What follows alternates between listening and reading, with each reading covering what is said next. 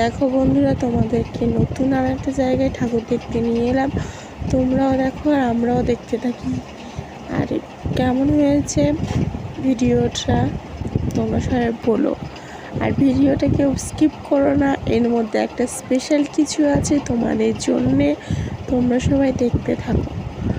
আর special কি এখন সেটা বলবো না, সেটা তোমরা দেখতে থাকো আর নিশ্চয়ই বুঝতে পারবে যে এর মধ্যে স্পেশাল এমন কি আছে আমি তোমাদের বলতে চাইছি। প্লিজ বন্ধুরা ভিডিওটাকে স্কিপ করো না। দেখো অনেকটা পথ আমরা এগিয়ে এসেছি, সামনে একটা প্যান্ডেল। এখন আমরা ভিতরে যাব আস্তে আস্তে। আসো, তোমরাও আসো আর আমরাও যাই। এবারে দেখো ছেলে আর বাবা কি সুন্দর হাত ধরে যাচ্ছে।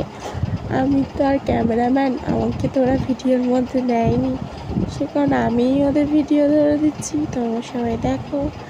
আর এর মধ্যে ছেলেকে কেমন লাগছে তোমরা কিন্তু কমেন্টে জানিও। ছেলের বাবাকে না বললে হবে, বাট আমার ছেলেকে কেমন লাগছে সেটা কিন্তু বলো প্লিজ তোমরা।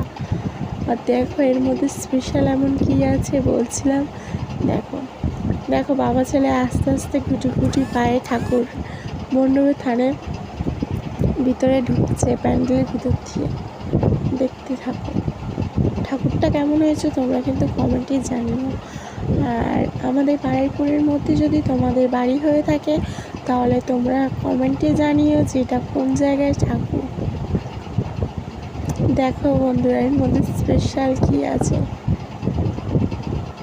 দেখো মাকে তোমাদের সবাইকে দেখিয়ে দিলাম আর আমরাও দেখলাম, সবাই প্রণাম করে নিও। দেখো স্পেশাল কি বলছিলাম, দেখেছো আমার ছেলেকে, দেখো কেমন লাগছে বলো। দেখো প্রণাম করছে, ও সব কটা ঠাকুর এরকম ঘুরে ঘুরে দেখেছে আর মাকে প্রণাম করেছে। দেখেছো স্পেশাল কি।